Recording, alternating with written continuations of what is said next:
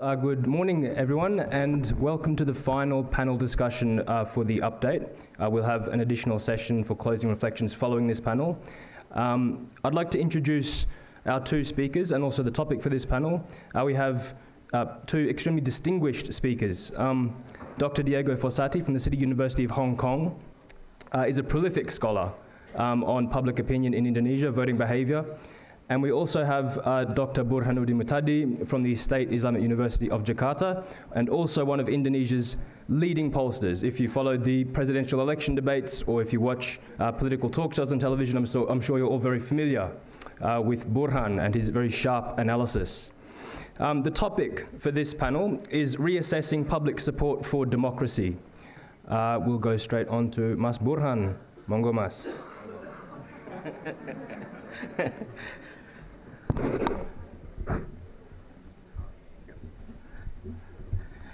Very good morning, everyone.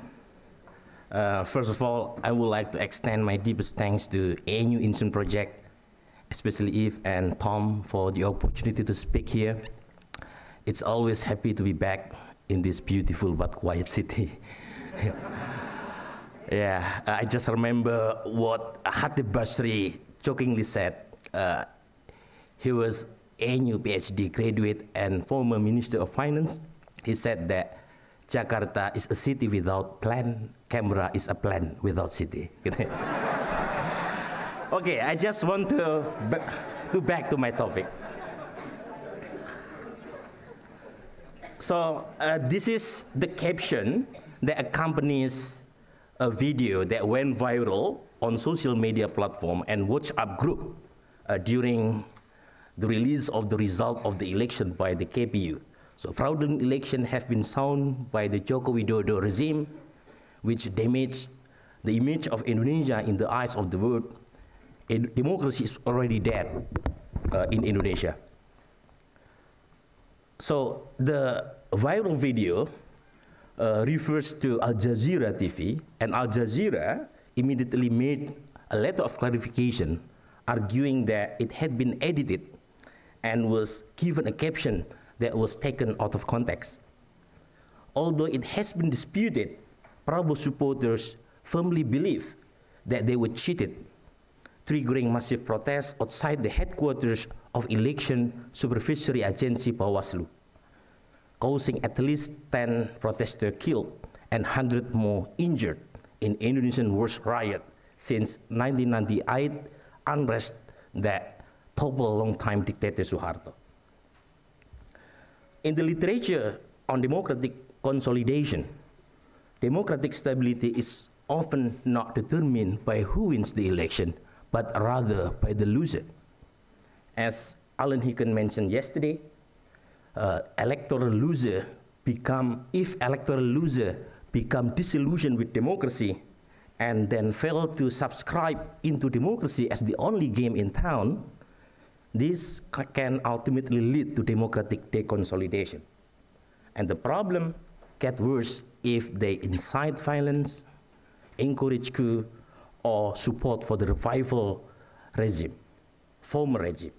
So while elections have been held regularly in Indonesia, surprisingly, little work has been done to investigate how electoral losers react to their electoral defeat, whether they remain to support democracy as the only game in town, whether they express higher level of support for nostalgia for authoritarian regime after having a cast of vote for the losing side of the election. So accordingly, in this paper, I test both democratic satisfaction and democratic preference and examines whether the winner-loser effect on satisfaction and explore whether the gap in democratic satisfaction different from or congruent with the belief of democracy as an ideal type of political system.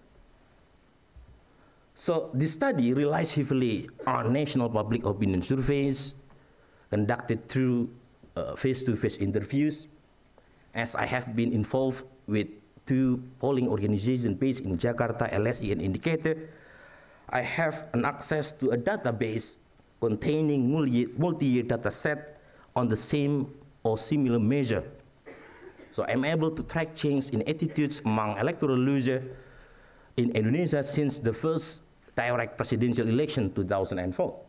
And this multi-year opinion data can tell us much about whether the effect of losing or winning in election on satisfaction is stable over time or not. And if there are fluctuation, I just want to look at whether they have been influenced by key events in Indonesian politics. So before further presentation, I just want to set out my big argument. At least we have 4 points. First, using pre and post-election survey data between 2004, 2009, 2014, and 2019, I find that as being a supporter of the losing candidate significantly increased the likelihood of becoming disillusioned with the way democracy works. Second, electoral loser in 2019 are also more likely to perceive the election was less free and fair. Similarly, the loser were also convinced that their freedom of speech, their freedom of organization are being undermined. Third, despite their painful electoral defeat, they still think that democracy as the best form of government. My post-election survey data also tell us that Prabowo supporters didn't express higher level of support for the new or the authoritarian period compared to pre-election surveys.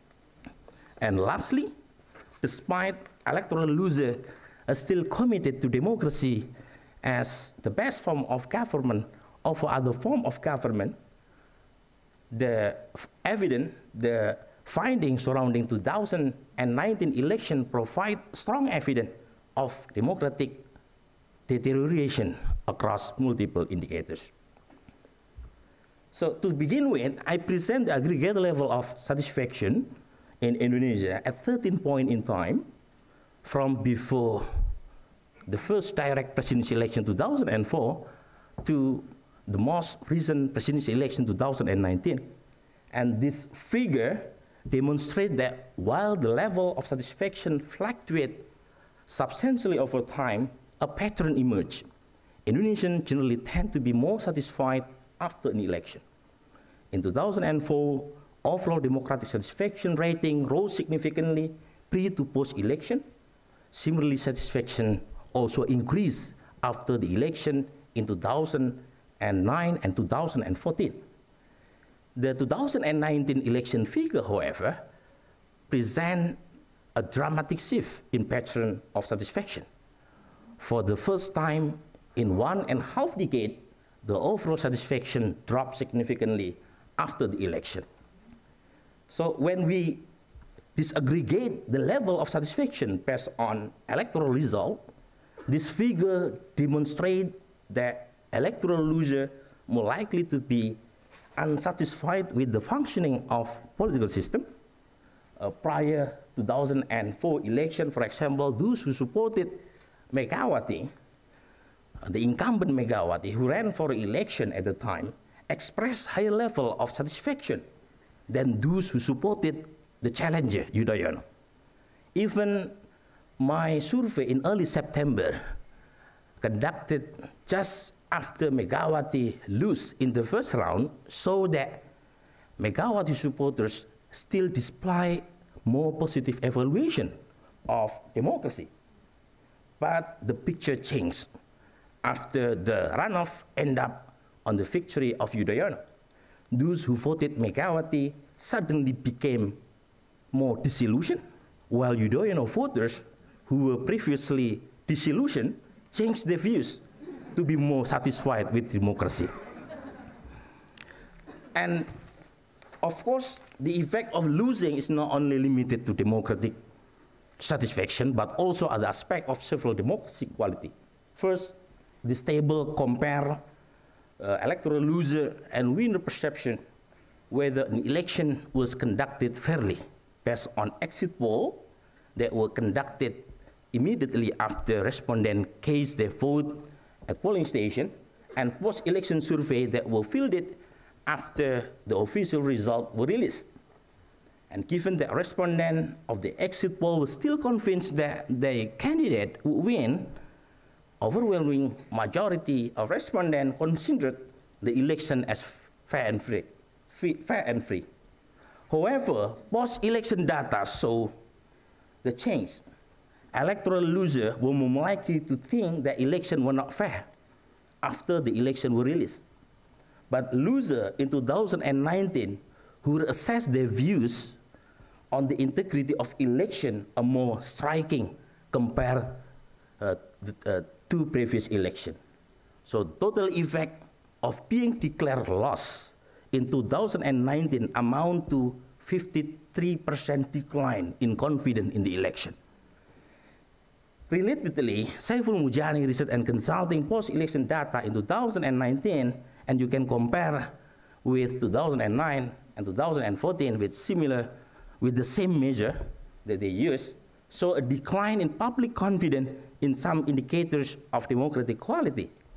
So they find ample evidence of democratic deterioration of people, because now people are now feeling much more cautious when discussing political issues. Respondents feel uneasy due to indiscriminate crackdown by apparatus. They also feel that freedom of assembly comes under pressure. In 2019, they also admitted that freedom to practice faith suffers due to increasing intolerance in Indonesian society at large. When we break down, Prabowo supporters in 2019 are more likely to assess that the trend of democratic regression is rising, while Jokowi supporters tend to give democracy high marks, except on the issue of being afraid to talk about politics. In theory, voters are more likely to assess democracy in positive fashion when it produces the result that they desire. But however, if you look at 2009, 2014, the result contradict with the prior research. The right and left panel of this figure show that there is almost no difference between winners and losers feeling about multiple indicators of democratic deterioration surveyed in 2009, 2014. In 2019, however, winners and losers begin to think differently about how well democracy works. Those who voted for the losing candidate more likely to believe that there is a rise in the arbitrary state crackdown on freedom of speech and organization, and deterioration in the protection of minority rights. So the question is, why was the gap between winners and losers so big in 2019?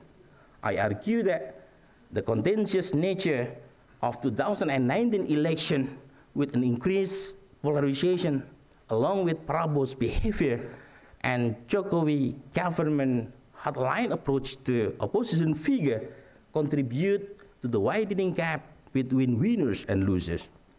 Many scholars characterize 2019 election campaign as the most polarized in Indonesian history, especially after Reformasi era.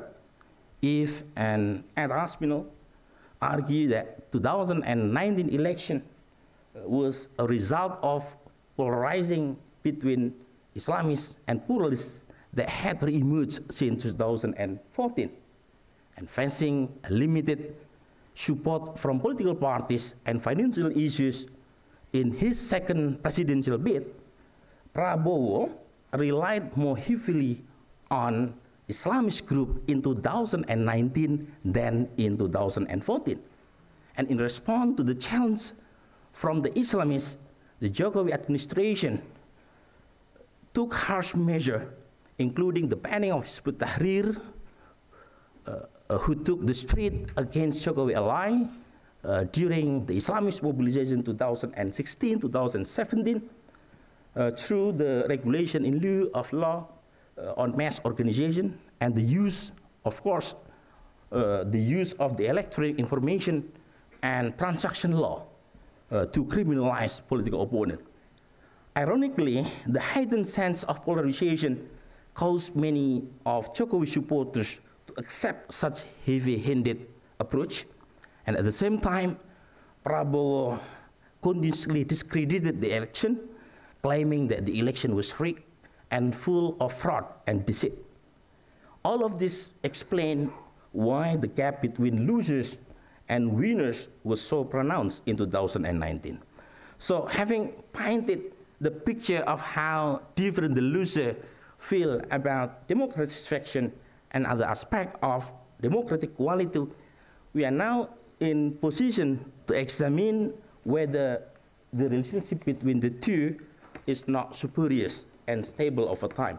So as you can see from the model first, model 1, the bivariate analysis as shown in model 1 suggests that being a loser lead to a decrease in satisfaction in 2004, 2009, 2014, 2019. Model 2 shows that the relationship between electoral result and satisfaction in 2004, 2009, 2019 are not spurious when controlled by other variables, including political attitudes and demographic variable. But 2014 data show that the loser effect lose its significance when introduced other variable. So I have presented that losing election can induce strong feeling of dissatisfaction and higher level of distrust in the election integrity. What remains unclear is that whether such disillusionment lead to a rejection of democracy as a whole. Previous studies have indicated that losers not only to be more disillusioned with democracy, but their commitment to democracy as an ideal type of political system erode. The initial finding in Indonesia, however, find no evidence for prior expectation. It turns out that overall support for democracy as the best form of government has still been high and relatively stable before and after the election. So this is when we break down based on the electoral result. There is no big difference in the state of normative commitment to democracy among winners and losers. In 2019, losers' support for democracy remained high at 71.5% even after the election end up on the defeat of Prabowo. So simply put, Prabowo supporters' anger over the defeat leads them to view that political process are unfair, democracy is in decline, but they do not lose their faith in democracy. So the last slide before conclusion, in the literature, in order to become consolidated, democracy also requires the public to distance themselves from the past authoritarian regime. So I measure popular nostalgia about the past authoritarian regime by using an index created from 8 questions. So whether respondents agree or disagree, compare with the present democratic regime. During Suharto era, Indonesia was much more respected, economic performance was better, the government was more effective, economy was more just and equitable, people were more prosperous, corruption was less, minorities were better protected, and people were more free. Each of these items is a 5-point scale. So an authoritarian nostalgia index then developed based on the answer from the question above. So a score between 66.67 to 100, that is a respondent answered all questions or almost all questions in the affirmative, led to the classification as authoritarian nostalgists. A score between 33.33 to 66.67 indicated the categorization as neutral, and score 0 to 33 indicated the category non-nostalgist. And based on this scheme, 21.8% Indonesian had strong feeling of authoritarian nostalgia and 14.4% non-nostalgist. Overall, this number changed slightly compared to pre-election surveys. However, a close analysis of post-election cross-tabulation indicate that Prabowo supporters more likely to express nostalgia for the authoritarian past, 33.7% compared to 12% who voted for Jokowi and leaning to authoritarian nostalgia. But compared to pre-election data, the percentage of Prabowo supporters who were inclined to authoritarian rule increased only slightly. And my significant tests show that there is no significant difference between pre and post-election among Prabowo supporters. So the conclusion still holds that despite Prabowo supporters' painful electoral defeat, feeling of authoritarian nostalgia do not significantly increase among Prabowo supporters. So the last slide, I think this is, to my knowledge, the first attempt at detailed examination of the relationship between electoral outcome and democratic support. And overall, my study found that while being a winner increased satisfaction with democracy, being part of political minority undermined satisfaction. So electoral loser more likely to believe that the political process unfair, democracy is deteriorating, but they do not lose democracy as the only game in town. And lastly, despite their grievance about the election, they're still willing to remain committed to democracy, but their willingness to support democracy should not be taken for granted. So if democracy continues to deteriorate and they still experience more limitation of free speech and organization, then they may feel justified in experiencing disillusionment and anger over the defeat of Prabowo. So due to this imminent possibility, the decline in democratic indicators must be overcome so that electoral losers do not waver in keeping their faith in democracy and do not start flirting with the idea of changing democratic system. I will stop my presentation here. Thank you very much.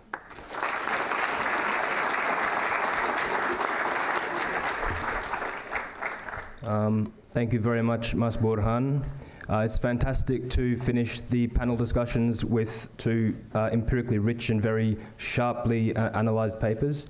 So we'll move on to questions. Now, both our speakers kept perfectly to time, so I ask that all questioners also keep in mind the time constraints when asking questions. Just one question for each speaker, and keep them nice and direct.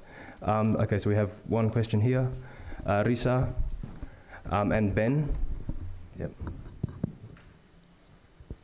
Shall I start? Yeah, please. Okay, thank you. Untuk Mas Burhan. Since yesterday, I believe that the decline in Indonesian democratic quality has been strongly associated with the political polarizations.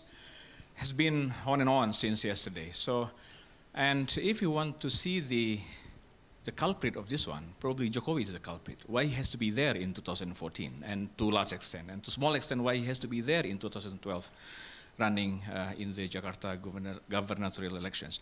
But by the end of the day, if we have to accept that one, at this point in time, 2019, this has been destiny. We can't go back.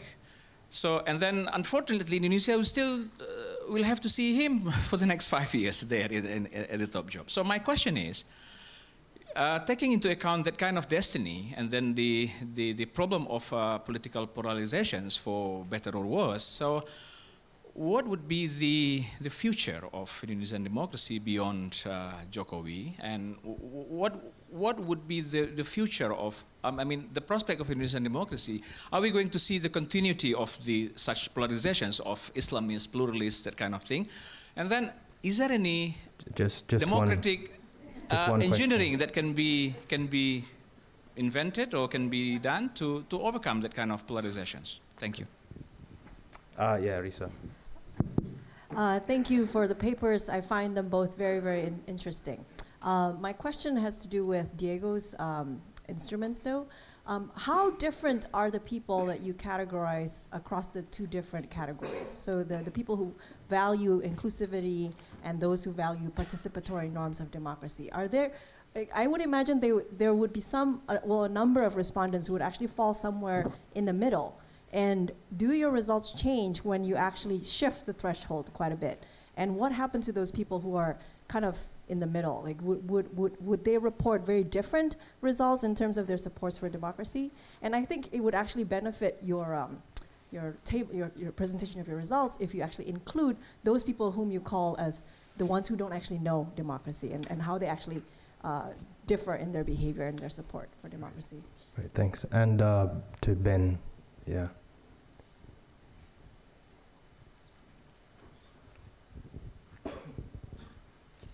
Thanks. It's a question for Mas Burhan as well, and it builds on the first question. So how far do you think this polarization and the frustration of the losers is a function of the fact that the two same candidates have faced off against each other twice? And what does that imply about the next election when there will be a whole new constellation of candidates and parties? Great, thanks.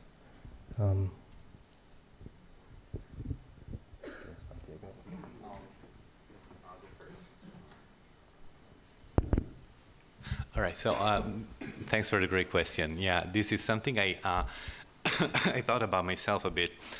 The reason why we don't do that, we haven't invested much time in trying to come up with this type of, this kind of typologies, if you will. And part of the reason is that, as I mentioned, we don't really have a representative sample. So I think, like, you know, in general, I would ask that kind of questions with when I have a sample that is very much reflective of the broader population. So you can say 20% of Indonesians are egalitarian Democrats as opposed to a liberal or a participatory Democrat. This is something that I very much look forward to do in further research, and hopefully when I have enough money to pay Burhan for for a proper survey. But what we have done so far is basically to try to look into you know, demographic and social correlates of these two conceptions of democracy. Basically looking at this you know, ideational conceptions of democracies as outcomes. What we find is that there isn't much difference in terms of demographic profile of those who are participatory as opposed to liberal egalitarian Democrats. No differences in you know, in terms of like income, education, and so forth. The only difference between the two is perhaps more of an ideological one.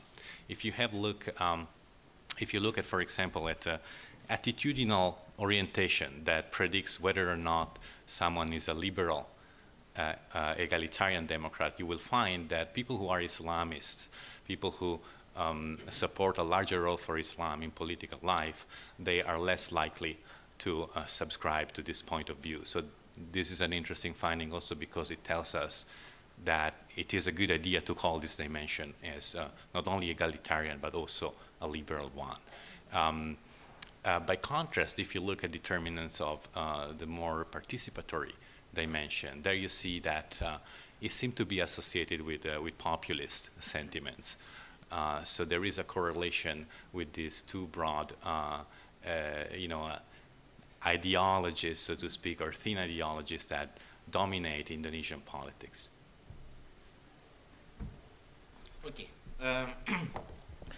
I don't know exactly what kind of democratic engineering that we can do to solve this problem, but I think we have what Anderson and his colleague called as democratic bargain.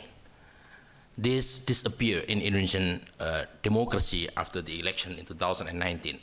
So after the winning side emerged, you know, after a heated competition, it is imperative, basically, what Alan said yesterday about how the loser and the winners struck in a democratic bargain. So the winners do not harass the loser. And the loser need to consent and give a chance to the legitimate rule to win, to a legitimate winner to rule. So it's kind of, you know, tit for tat democratic culture to ensure that the democracy survive, the legitimacy of democracy sustain So this is the traditional way to solve the problem. So give a chance for the loser.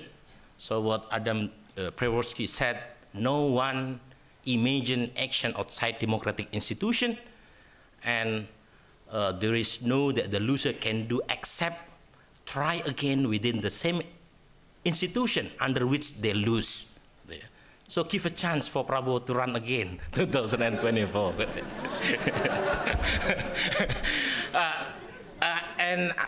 What is it? I just read a paper, interesting paper, written by Grewal and Munro from Princeton about electoral loser in Tunisia and Egypt. And I found very interesting there. And based on their research, it's clear that the secularists in both countries more likely to reject democracy, while Islamists in Tunisia and Egypt more likely to support democracy. Because if their election, the Islamists won the election, and secularists lose.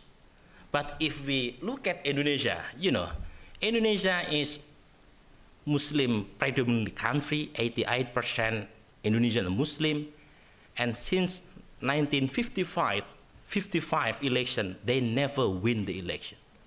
Even after Reformasi era, you can see no big Islamic political party who received more than 15%. They always lose. But the good news from my finding is that despite they lose in election, they do not lose their faith in democracy, despite they never win the election. Okay, we're almost out of time, but maybe we can take one more question from the floor. Yep, down the back. Thank you, Eva from ANU. My question is for Diego, and perhaps Burhan also can add. So, in one of the table shows within the liberal democracy, one of the components is gender equality. So I thought when I saw that one, well, that's great because we haven't touched enough since yesterday this aspect. So I'm just wondering whether you could elaborate more the interplay between democracy and gender equality, and in the context of Indonesia, of course, religion. Perhaps Mas Burhan can add a little bit more. Do you see gender divide in the way the supporters evaluate how democracy works? The politics of emak-emak, for example, the power of emak-emak post presidential election. Sorry. Thanks. Thanks. Great question. There are a limited number of items that are very limited. They are not associated with any conception of democracy. They seem to be completely unrelated with how Indonesians are thinking of democracy. One of them is people have the same rights regardless of their sexual orientations. This doesn't appear to be, any relationship with conceptions of democracy. Another one is about gender. Women and men participate in politics equally. This was designed by us as one of the participatory kind of items, and we were expecting it to load on this dimension to correlate with this, but we find that it isn't the case. So there are other statements that are a little bit closer to the egalitarian liberal components. But overall, I think the picture that is emerging is that of issues of gender and sexual minorities too, as not having a very strong bearing in how Indonesians, or at least those we have interviewed, conceptualize and understand democracy. Okay. Yeah. I just want to add one thing. First, if we look at the data before and after election, basically women were more likely to vote for Jokowi than Prabowo Sandi. So basically, the campaign, the power of emak-emak really failed. So men more likely to vote for Prabowo. I don't know why, but this is the data that we have. And then another thing that maybe we can do more is that I found something really stable in my data when we look at, gender divide in terms of supporting conservatism, for example. Women more likely to be more conservative than men. So yeah, that's the data that we have, but I don't know. Yeah, that's sounds very familiar. Yeah. Okay. Please join me in congratulating and thanking both of our speakers. Thanks. Fantastic papers. Good afternoon, everybody. This is the sad time of the conference. It's nearly over. It's time for an overview and reflections. We have two. We are blessed with two. There will be no Q&A. So look very thoughtful as you absorb the reflections you hear. You've always looked thoughtful, might I say. So it'll be 2 lots of 15 minutes, and the first is pre-recorded. It is Dr. Dan Slater, a political scientist, very well known for his long-term observing of Indonesia and as a comparativist. He's director of the VISA, or perhaps Visa Center for Emerging Democracies at the University of Michigan. The Strong Shall Inherit: Historical Foundations of Indonesia's Surprising Democratic Success. And over to the technicians.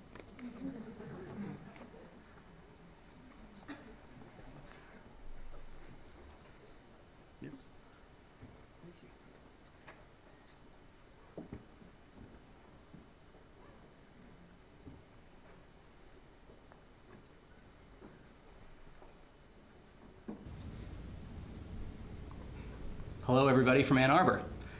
Thanks to everybody, especially to Eve and Tom, for inviting me and accommodating me. I know my time is limited, so please forgive me for beginning abruptly and without further ceremony. To be a new democracy is to be confronted by a series of pitfalls. When democracy is born in what some scholars of democratization call a hard place for democracy, these pitfalls are especially deep and dauntingly numerous. Indonesia has been perhaps the hardest place, and thus the biggest surprise, of any case where democracy has arisen and, for the most part, succeeded in the first 2 decades of the 21st century. But explaining democratic success requires thorough attention to the variety of ways that democracies can fail. My argument for why Indonesian democracy has surprisingly succeeded centers on the historical inheritances the country possessed when transitioning to democracy in what appeared to be the hardest imaginable circumstances in 1998 and 99.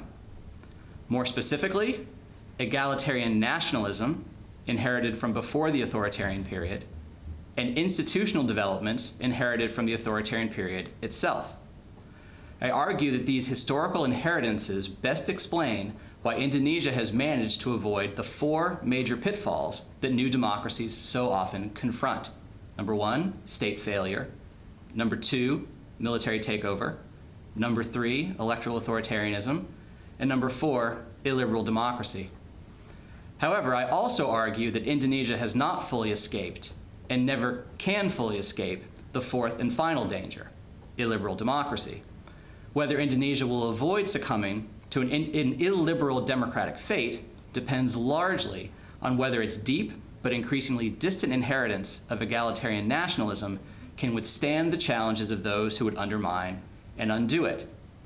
Indeed, it has been Indonesia's lingering vulnerability to illiberal democracy that explains the softness in the country's democracy rating, and I imagine most of the concerns about Indonesian democracy voiced at this conference. But it is vital to appreciate that the other 3 main threats to a young democracy in a hard place like Indonesia, state failure, military takeover, and electoral authoritarianism, have all been successfully evaded, and I expect those critical evasions to continue. In the full version of my paper, I talk at some length about how Indonesia's nationalist movement and revolution built a relatively egalitarian nationalism, both in class and ethno-religious terms, and how Indonesia's authoritarian new order built relatively effective party and state organizations. Given my limited time today and the extensive Indonesian knowledge of this audience, I will skip that historical detail in my talk and focus on how these two key inheritances have helped Indonesia avoid 4 pitfalls. At least 4 distinct pitfalls tend to confront new democracies, and Indonesia was no exception. A new democracy can experience state failure if governance fails and either the country falls apart in civil war or separatism, or ruling elites take extreme authoritarian measures to prevent such outcomes from arising. It can also fall through military takeover if men in fatigues refuse to accept the hindrances that democratic politics presents. In less extreme scenarios, democracy can backslide into electoral authoritarianism if politicians start doing whatever they want to win elections, or a liberal democracy if they start doing whatever they want after winning them. How has Indonesia avoided all 4 of these undemocratic fates? More specifically, how have Indonesia's inheritances of egalitarian nationalism and authoritarian era institutional development helped the country steer clear of these multiple sharp shoals? State failure loomed especially large as a potential outcome during Indonesia's tumultuous transition years. The provinces of East Timor, Aceh, and West Papua all presented credible separatist claims. Ethnic and religious violence erupted in various parts of the archipelago, most notably in the eastern Indonesian districts of Ambon, Maluku, and Poso. Riots against Indonesia's ethnic Chinese minority hit as close to home as Jakarta itself. Islamist terrorism delivered repeated blows, most infamously in Bali. Leading country experts quite seriously asked whether the republic could endure without the military holding it all together by force. Less than a decade removed from the collapse of the Soviet Union and Yugoslavia, the notion that power holders in Jakarta would fail to keep the country intact and minimally governable was far from far-fetched. Inheritances of strong nationalism and a strong state proved up to the many challenges, however. Remarkably in hindsight, and even in real time, East Timor was permitted to exit Indonesia by popular referendum, though pro-integration militias long backed by the Indonesian military inflicted a horrible price on East Timor's people for so choosing. Not only was it remarkable that East Timor was allowed to secede, equally remarkable was the lack of separatist sentiment in other parts of the archipelago which, like East Timor, had sizable Christian majorities. Even as Christian communities feared eradication in the deadly religious conflicts that erupted in demographically divided districts like Ambon and Maluku, no wider push for Christian separation and self-determination gathered steam. In part, this was because national politicians invoked the pluralistic version of nationalism, embodied by the concept of Pancasila, in their condemnations of religious violence. Christians might not have been made to feel at home in certain areas, but their rightful place in the Indonesian nation was never seriously questioned. The Indonesian state also came decisively to the rescue of the country's founding unity and diversity ideal. Steeled by over 3 decades of military rule, the Indonesian military and security services were quickly deployed to conflict zones across the archipelago and restored peace in surprisingly short order. A national policy of decentralization also allowed divided provinces to split, making local ethno-religious conflict less intractable. Islamist terrorism was also effectively snuffed out by highly professionalized intelligence services. In sum, state failure was avoided because the Indonesian nation was inclusive enough and the Indonesian state was capable enough to prevent the republic from violently unraveling. While the Indonesian military was strong enough to help keep the country together, it did not use this strength to reassume direct control of the political system. Herein lay perhaps the biggest surprise of Indonesian democratization. During the years preceding Suharto's fall, the overwhelming consensus among Indonesia watchers was that his new order would be followed by some variety of collective military rule. Yet this did not come to pass. The first reason was because Suharto had increasingly personalized, factionalized, and to some extent Islamicized the military during his final years in power. This left the Indonesian military as the country's most powerful actor, but not a highly cohesive actor, as Suharto exited the scene in the face of cascading mass protests and elite defections. This is not to say the military simply stepped aside. For the first 5 years of Indonesian democracy, the military retained a sizable proportion of appointed parliamentary seats, and prominent military officers played a major role in electoral politics. Indeed, Indonesia's first directly elected president, Susilo Bambang Yudhoyono, was one of the top military officials of the late Suharto era. Yet the military surrendered its parliamentary seats with nary a fuss in the constitutional revisions that followed democratization in plenty of time for the 2004 national elections. The best explanation for why the military has done so lies in Indonesia's party-state institutional inheritance. Electoral support in 1999 and 2004 did not flow to former radical opponents of the new order or to proponents of root and branch military reform, but to conservative and moderate parties and politicians with deep experience in Indonesia's military-led political system. Of particular importance was the continued leading role played by Golkar, which has remained one of Indonesia's top electoral performers and has consistently secured leading roles for itself in governing coalitions and cabinets. To the considerable extent that the military can continue to rely on the long-standing Golkar and bureaucratic pillars of political stability, there is simply no manifest reason for military men to dominate the civilian arena. Besides avoiding the fates of state failure and military takeover, Indonesian democracy has not backslid into electoral authoritarianism. This arises when one party or political leader gains majoritarian control through elections, then uses that control to stifle opposition and competition for the country's top political posts. The main reason Indonesia has been immune from electoral authoritarianism is its sheer scale and diversity, combined with the role of egalitarian nationalism in ensuring that Indonesia's vast array of ethnic and religious communities enjoy a rightful role to play in national political life. Golkar was unable to maintain the kind of majoritarian footing that could have allowed it to rebuild the electoral authoritarianism of the New Order era, as electoral support in 1999 flowed to the party vehicles of egalitarian nationalism, the PDIP, representing Indonesia's Sukarnoist, pluralist, Pancasila ideological stream, the PKB, channeling the world's largest Islamic social organization, the Nahdlatul Ulama, or NU, and PAN as the main vehicle for another massive Islamic group, the Muhammadiyah. All of these parties had roots in the ideological and institutional developments of the nationalist struggle and had maintained much of their vibrancy during the New Order. If any party had prospects of capturing majority electoral support and imposing electoral authoritarianism from that perch, it was almost certainly PDIP, which, led by Sukarno's daughter, Megawati Soekarno-Putri, secured over 33% of the 1999 parliamentary vote. Yet the robustness of Islamic parties, as well as the continued king-making role of Golkar, ensured that Megawati was brought into sweeping power-sharing arrangements rather than being allowed to rule alone, even after she was elevated to the presidency in 2001. If any politician and party have posed a threat of reestablishing electoral authoritarianism in Indonesia, it has been Prabowo Subianto and his populist party vehicle, Gerindra. After being dishonorably discharged from the military and spending a spell overseas, burnishing his economic fortunes, if not his political fortunes, Prabowo returned to the scene for the 2009 elections and garnered a spot as Megawati's running mate for the vice presidency, then rose to the top of the ticket in both 2014 and 2019. Both times, Prabowo was defeated by Jokowi, a member of PDIP and a stalwart of Indonesia's pluralist Pancasila tradition, by approximately a 55 to 45% margin. It is impossible to say with confidence whether Prabowo would have either attempted to undermine Indonesian democracy to the point that it would be better considered electoral authoritarian, or would have succeeded at doing so. What is certain is that he has simply lacked the numbers to give it a try. Indonesian democracy has thus passed its sternest test by defeating a likely aspiring authoritarian at the ballot box, rather than trying to restrain him after he has gained presidential powers.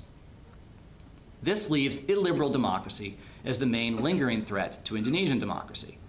Whereas electoral authoritarianism would see an elected leader stifling political opposition, illiberal democracy in Indonesia would most likely see him attacking religious minorities as second-class citizens. It is here where egalitarian nationalism has mattered most, and must continue to hold the line against those who would undermine it.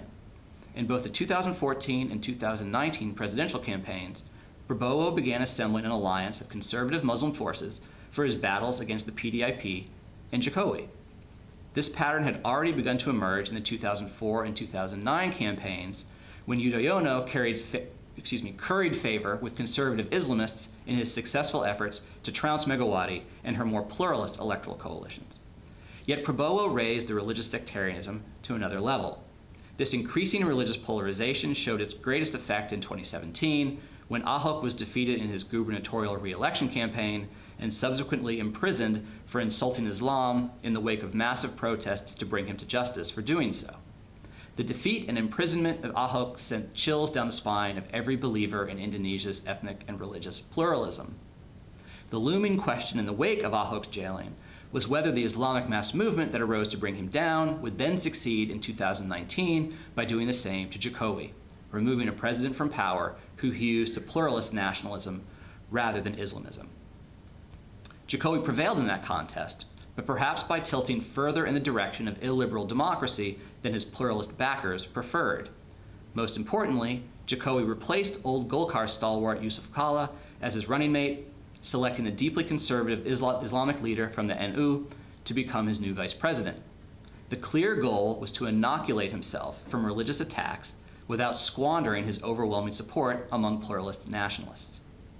Although the Islamist rhetoric was even stronger in 2019 than in 2014, it was almost surely more muted than it would have been if Jokowi had not protected his Islamic flank as he did with his controversial choice of running mate. In fact, the main difference between the 2019 and 2014 votes was that Jokowi gained overwhelming support from followers of NU, especially in Central and East Java, after basically splitting the NU vote with Prabowo in the 2014 campaign. Additionally, Jokowi's stupendous advantage over Prabowo among non-Muslims, who are especially numerous in Indonesia's outer islands, became even more pronounced in 2019 than in 2014. In regions such as Bali, where the population is predominantly Hindu, Jokowi secured over 90% of the vote. It is thus clear that Jokowi was able to tap into Indonesia's deep reservoirs of egalitarian nationalism, a nationalism in which Islam plays a major role, but never a solitary leading role, to save both his own presidency and, arguably, Indonesian democracy. In conclusion, Indonesia's democratic success is as fragile as it is impressive. Its success at avoiding state failure, military takeover, and electoral authoritarianism by no means ensures that it will continue to succeed at staving off the nastiest features of illiberal democracy. If Indonesia's pluralists cannot continue to defend the egalitarian version of the nation that the country's revolutionary generation first defined, Indonesia will surely follow further in the footsteps of so many other democracies that have turned sharply illiberal in recent years, including my own personal Tanah Air, the United States. Thank you so much again for inviting me to speak today, and I'm so very sorry I'm unable to join you for the entire event. Thanks.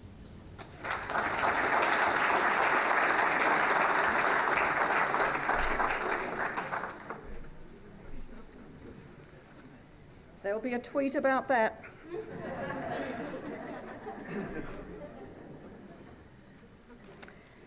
Thank you. That was a wonderful reflection, and now we're about to hear another one. We're blessed with the presence of Bapak Endy Bayuni, whose face will be well known to you from the various Q&A sessions he's had on our television screens. Of course, he's very well known in Indonesia as the senior editor of the great Jakarta Post, and he's held prestigious fellowships in America and has even written for the New York Times. We're very grateful that he can speak to us today at this update, but I'd also like to pay tribute to the immense contribution he has made to increasing understanding in Australia about Indonesia and vice versa. It's been immense. Thank you, Pak Endy.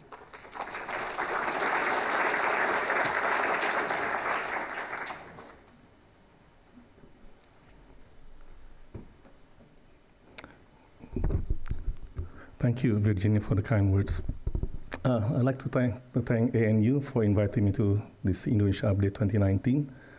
I find it intimidating when I got the invitation that I have to speak before a bunch of scholars and a large audience, and very critical. So thank you, Tom and Eve, for putting me as the last speaker to give the concluding remarks. And Virginia assured us that there's no Q&A. Before I begin, allow me to give you 3 quick caveats so that you know where I'm coming from. First, unlike all the other speakers, I'm not a scholar. I'm not going to pretend to be one, and I'm not going to speak like one either. I speak as a journalist. That's my profession for the last 36 years. Rather than using studies, surveys, I'm relying on my reporting of Indonesia in all those years. Second, I'm not unbiased. I have personal as well as professional interest in the well-being of Indonesia. So I do not represent the government, and I won't pretend to claim to represent the Indonesian public. Those familiar with my writings, my commentaries, op-ed pieces, know that I take very strong positions on issues like democracy, freedoms, and human rights. The Jakarta Post and myself, we put ourselves as representing a tiny minority of Indonesians who see ourselves as progressives. Third and last, I'm an optimist. I have to be. The moment I become pessimistic about Indonesia, I will emigrate to Australia. Oh dear. But maybe not Canberra. It's too cold. Now, to my concluding remarks, after following the presentations and the discussions all day yesterday and this morning, they have all been great and very enlightening. Some of the problems and challenges are disturbing, but I think there were also bright pictures from some of the speakers about the future direction of Indonesia. So, being an optimist, I believe that for every difficulty there is an ease. So there is a solution for every challenge that we face. So I have 5 points to make, short remarks. First one is the question whether is it a decline, a regression, or just some setbacks. The second point I want to make is that the majority of Indonesians still have faith in democracy. I think Mas Burhan made a reference to that. And then I will talk a little bit about the illiberal democracy and the early warning signs that we have heard. And my fourth point is I will dwell a little bit on the polarization issue. And fifth and last, I will talk about the rise of Islamism. And then my conclusion. So first point, is Indonesian democracy in decline? The short answer is yes. But I have to take exception to the title of this conference, Indonesian democracy between stagnation and regression. I wrote a commentary in Jakarta Post last month, basically criticizing the doomsayers and naysayers who are giving Indonesian democracy a bad rap after the election. There were many of them, and I did make a vague reference, not specifically naming ANU, but I made a reference to the title of this conference as an example. I may be wrong, but to me the word regression gives the impression that we have reached a turning point, and as far as our march to democracy is concerned, that from now on things will only get worse. And this could be true. And certainly we hear early warning signs that here in this conference, many early democracies have rolled back on freedom and basic rights. Look at our neighbors, the Philippines and Thailand, two early Southeast Asian democracies. Look at the Arab Spring countries, and look at many other established democracies. As someone who has followed and written about Indonesia's march to democracy for over 36 years, I refuse to accept that we are regressing or stagnating. The optimist in me sees these problems as setbacks, some huge setbacks for sure. But going by the trend since the last decade of Suharto's rule, democracy is still marching, not in a straight line, but more a case of 2 steps forward and 1 step backward. Sometimes, as if for a variation in dance, you take 5 steps backwards. But the trajectory is always, we are moving forward. My second point, underpinning my optimism is the April general elections where we saw an 80% voters turnout. The elections were not perfect, but they were democratic, free and fair. The violence happened after the election, not during the campaign or during the elections. And I'd like to think that these results were based on informed choices, like all the elections we have had since 2004, 2009, 2014. Voters knew full well what they were getting into.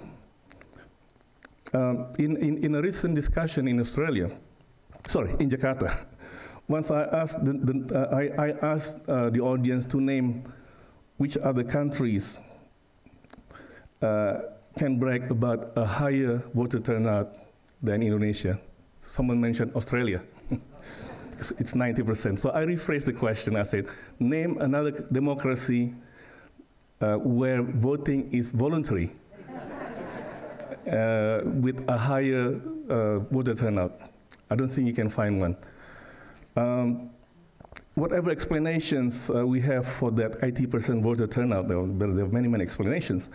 I take this as a testament to the faith that people have on democracy, at least beginning with electoral democracy. But I'm glad Mas Burhan also confirmed in his survey that people still have strong faith on our democracy, even among the losers. There is also a belief increasingly embedded in society, in public, that every problem that Indonesia faces today must be resolved through the democratic processes. In the last 20 years, Indonesia has built and reformed the institutions necessary for democracy to function. The political system, the bureaucracy, the judiciary, law enforcement, also important, and the public accountability of these institutions. They are not perfect by any measure, but I think they are strong enough to be able to address problems without the nation or the government resorting to authoritarian measures.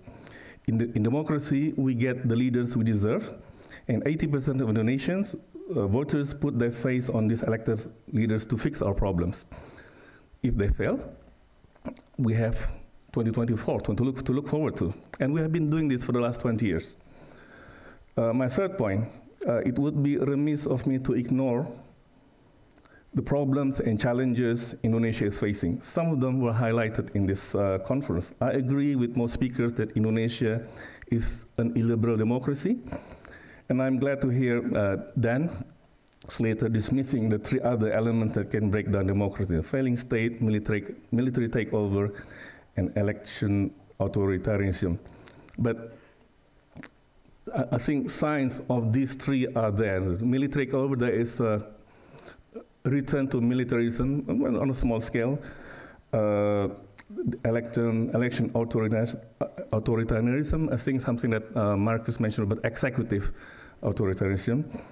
And failing state, I think the problem we see this morning about the rise of vigilantism, the police, law enforcement agencies fail, and that it's, if we don't deal with that, I think we can actually become a failing state. We're still a long way, but I think the early signs are there. We are seeing the polarization of society. We are seeing the rise of radicalism, intolerance, particularly religious intolerance. We are seeing outright persecutions of minorities, not just religious minorities, but the LGBTQ as well. And now we are seeing problems in Papua. These are some of the early warning signs, which, if mishandled, could lead Indonesia towards a failing state, military takeover, or return to authoritarianism. I don't think the Indonesian public is going to allow that to happen. They still have some control over the direction of the country, not just at the polling station every 5 years, but also as long as free speech is observed, they have their voices to air grievances and demand accountability from the elected leaders. My fourth point is about the polarization. We've been discussing this very thoroughly since yesterday and a little bit today. For me, it remains to be tested if this is going to be a permanent feature of Indonesia, the Indonesian political landscape, or is this something that had just happened in the last two elections? If you recall, we have had a two-horse race in presidential race, and the same horses for the last two elections. So we were polarized in 2014, and this polarization continued to 2019 because the same candidates were running, the same groups, so they were attacking one another. I'm sure there are polarizations happening, but I think it would not have been as pronounced as because of the fact that we had a two-horse race and the two same horses. We look at 2004 and 2009. 2004, we had 5 candidates running for president. 2009, we had 3.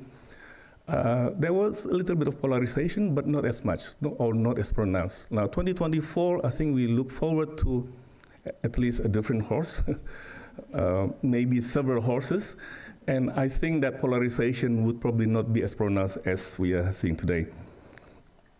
My fifth and last point is, let me pick on one particular problem that I have been observing and writing about, Islamism, or the rise of Islamism. The April election gave a resounding no to Islamism. Again, Mas Burhan also mentioned that. Islamism here, I define as the move towards an Islamic state or the use of the Sharia as the law of the land. The combined votes of parties with Islamist platforms, PKS, PPP, PAN, and I guess PBB, amounted to less than 20%. Now, I take this as still the best measure, call it a referendum, of how much support Islamism has in Indonesia. And the figure has been consistently, well, low, 20%, 25%, I think one election. But it never matched that the figure that they reached in 1955 election was close to 40%. Marcus made a reference to a survey that shows that 27% of Indonesians support Islamism. That's okay, that's higher, but even then that still gives a majority of 73% of Indonesians rejecting the concept or the idea. There have been, and there will always be, Indonesians who support the idea of Indonesia becoming an Islamic state. My mother is one of them. And the number vary from time to time, but they are never a majority and unlikely to become majority. Not in my lifetime, I guess. Still, we have to respect those aspirations because those are legitimate aspirations, political aspirations, and part of the democratic political landscape in Indonesia. Suharto, for 30 years, he banned Islamism, and what they did, they just went underground, difficult to detect, and we have problems with terrorism and all this coming from that. Now, beyond Islamism, there is the problem of religious extremism, radicalism, and the rise of conservatism. Extremism and radicalism are for the law enforcement agencies to deal with. They have done a good job in dealing with extremism, countering terrorism, but the police should do a much better job in fighting or dealing with radicalism. We get, I think from the presentation this morning, the vigilantism, police seem to be allowing criminal groups to get away with crime. Now, many people in Indonesia mix radicalism with conservatism, and I think that's wrong. They may be related and they may work in cohorts, but they require different solutions. Radicalism is for police to deal with, but how do you deal with the rise of conservatism? I don't think anyone has come up with a solid answer to that question. 5 years since Martin van Brunesen raised the alarm in the 2013 book about the conservative turn. I have been hearing people complaining about the rise of conservatism as if this is a problem for the police or government to fix. That would be an invitation to authoritarianism. We are already seeing this with the ban on Hizbut Tahrir. Indonesia is not an open society, and to use Andrew McIntyre and Doug Ramage title of the article, Seeing Indonesia as a Normal Country, a Democratic and Pluralist Country, was written in 2008. So Indonesia is an open marketplace for all ideas and ideologies. We are an open society. Conservatism is gaining ground in Indonesia, not by the use of force, they use intimidations, threats, but largely by winning the hearts and mind and the soul of the people. I have been a passionate reader of the culture wars in the United States, and I believe a kind of culture war is happening in Indonesia, except that for the liberals or the progressive sides in Indonesia, they have been weak or even asleep.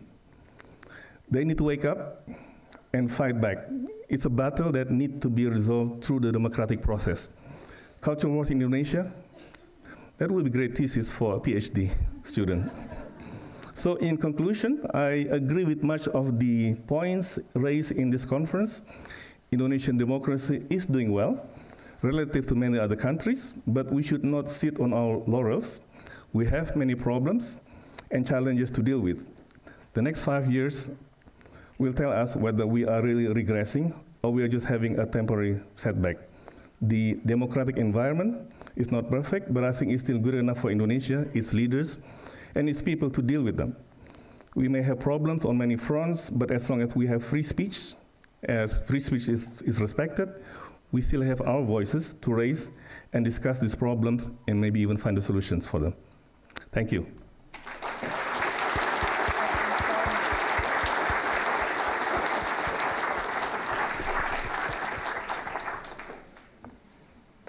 What a wonderful way to end our conference. Experienced, thoughtful, fair, first-hand comments. Thank you very much, Bapak.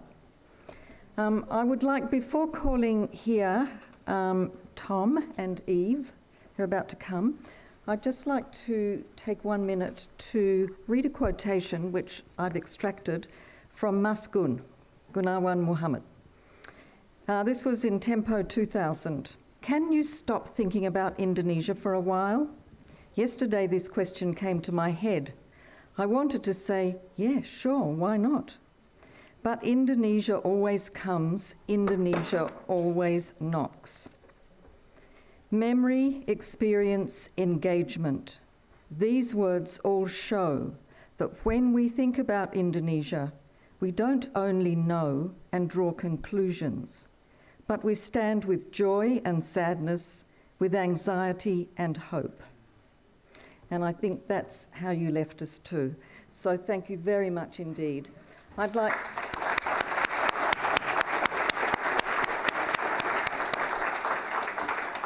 Eve and Thomas, on behalf of all of us, I would like to thank them. Every speaker has thanked them for the incredible job they have done. I'm just speaking on your behalf in general. It has been an exceptional update. The number of you who have stayed till the end absolutely proves that. So congratulations to Eve and Tom. Thank you so much.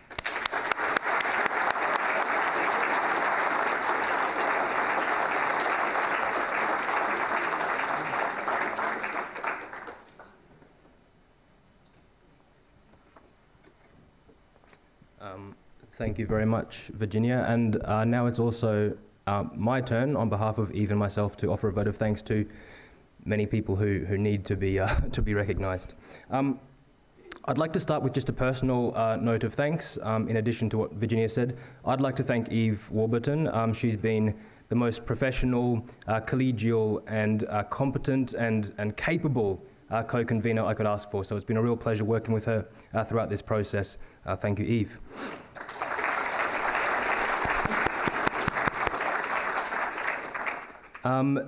I'd now like to just thank some institutions that make the update possible every year, have made the update possible now for 37 years, which is quite a remarkable achievement.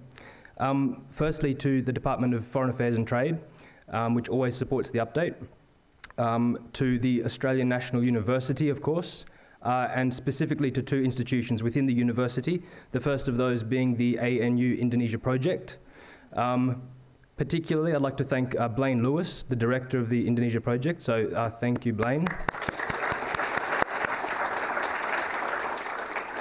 And also our wonderful administrative staff who have handled the incredibly complex logistics for this update, who have always been very responsive to us as conveners. And those individuals that I'd particularly like to thank are Lydia, who's up the back. Thank you, Lydia. And Nuka. Also, Ruth. Where's Ruth? Maxine and Olivia. So thank you all. And also the Department of Political Change, Political and Social Change. Our department, I'd like to thank a couple of individuals in particular, Ed Aspinall, Marcus Mietzner, and Greg Feely, who've provided fantastic advice throughout this process for Eve and myself. So thank you. I'd now like to move on to thanking the marvellous volunteers. All of you here, I'm sure, will be aware that we've had people running around with microphones, taking registrations at the door, and basically ensuring that this update functions over the last couple of days. And those volunteers are, and please hold your applause until the end, even though they all do deserve a round of applause individually, but just for time's sake. Tui, Joseph, Juventus, Riza, Ming Chin, Rahmi, Kim Lee, Andri, Wasisto, Megan, Charlie, Eka, Vina, Epifanio, Lucas, Wiraditma, Lina, Rizky, Realita, Belinda, and Baskara. Thank you all very much. I hope I haven't left anyone out. Good. It's also fantastic because I do notice that there are a couple of people here who I've taught in the past, and it's fantastic that they're actually still involved in Indonesian studies. So thank you. I'd next like to thank all of our fantastic speakers. As Virginia said, it's been a really fantastic set of panels that we've had. We were very lucky to have an outstanding keynote presentation by Alan Hicken, which I think really set up the terms of this conference and allowed us to think very clearly and deeply about the issues that have been raised. And also, of course, Ed and Marcus's political update, which delved into the issues of democratic stagnation, potential democratic regression in the context of the 2019 political competition. So thank you all speakers. Thank you particularly to our fantastic keynote and political update presenters.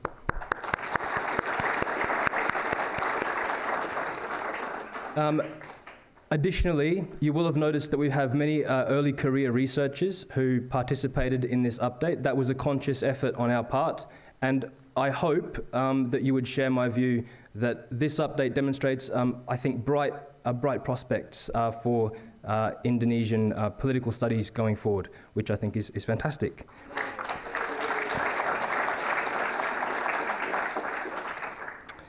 Finally, of course, I must thank all of you, the audience, for coming along, for supporting the update, for providing a community in which so many of our speakers have said they feel at home and able to speak to sort of an informed group of people. We have had some great questions, of course, from all of you. So thank you all very much, and we do hope that you will come back next year. Thank you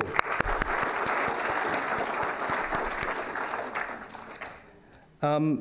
And finally, I'd like to invite Blaine Lewis, the director of the Indonesia project, to come up to say a few words. Thanks, Blaine. Thanks very much, Tom. Okay, I guess everybody is well thanked now, so I won't have to do that again. Thanks very much. I just have two tasks. A very simple one first is to remind you that lunch will be served immediately after here, after we're finished, but only for those of you who have anteed up the fee. And that, sorry, and that'll be held over in the Coombs extension again. Yeah. The second task is to introduce you to, in broad terms, to the Indonesia update for 2020. As it turns out, I'm going to convene that update myself.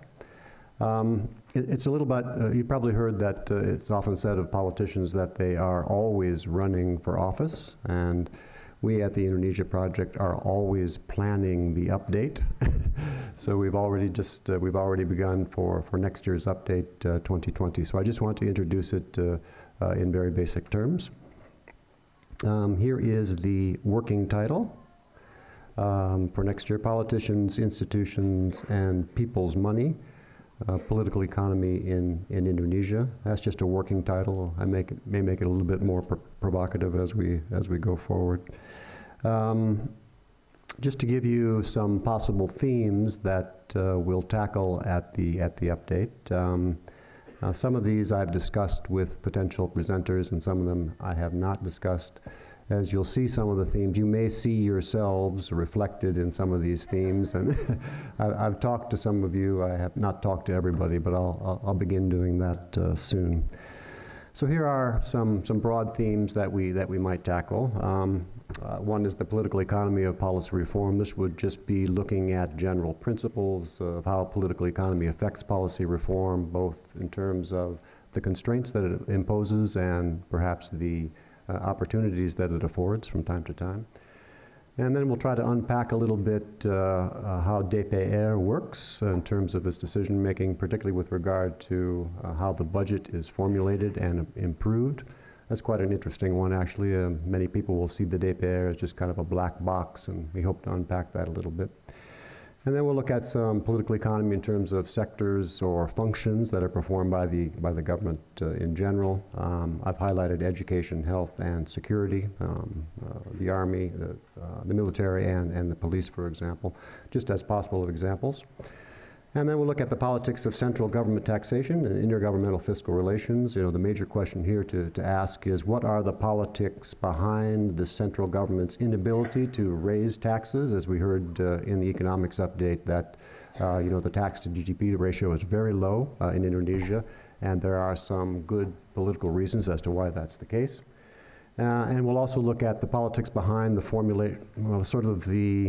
the low performance of intergovernmental transfers, both in terms of design and implementation. It's quite a dysfunctional system, and we'll try to unpack why that is, and especially why it's difficult to reform those intergovernmental fiscal relations. And then turning to the district, the subnational level, we'll look at some district pork barrel spending, the impact of corruption cases on district spending and service delivery. In this case, we'll consider the corruption, the copycat corruption cases as a proxy for corruption more generally. I actually have a student who's working on that.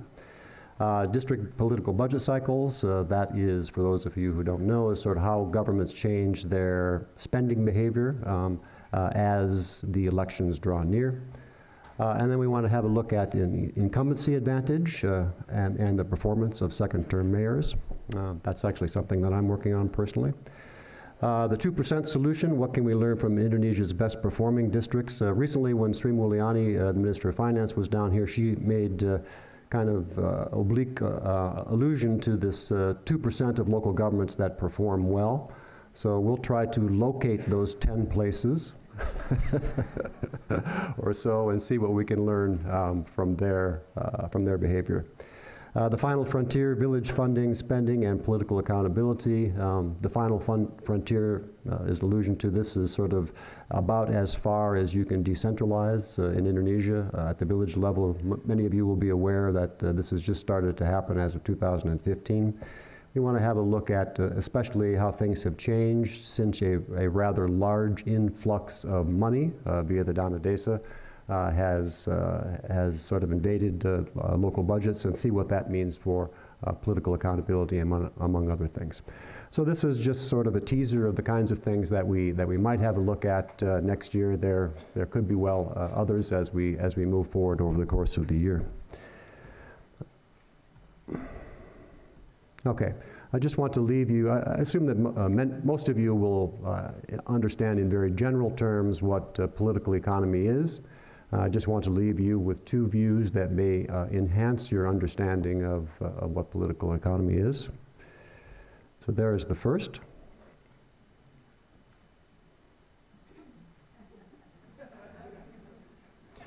In a more substantive way, what we intend to do with this update is to bring together people from both, say, political science and from economics, as long as they are working somehow in the intersection between those two fields.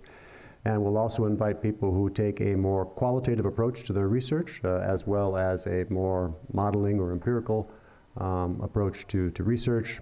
And we'll put everybody into one room, at least on the day. And well, I hope it's only that it just takes a while. My great fear is that it may turn violent, but perhaps Risa will be able to predict whether that'll turn violent for us or not.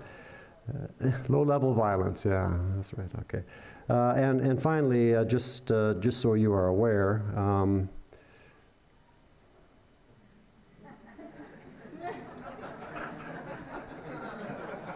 Just rest assured that political economy is not a real science. It's more of an art than anything else. So anyway, we'll do our best, and hope to see you here again next year. Thank you very much.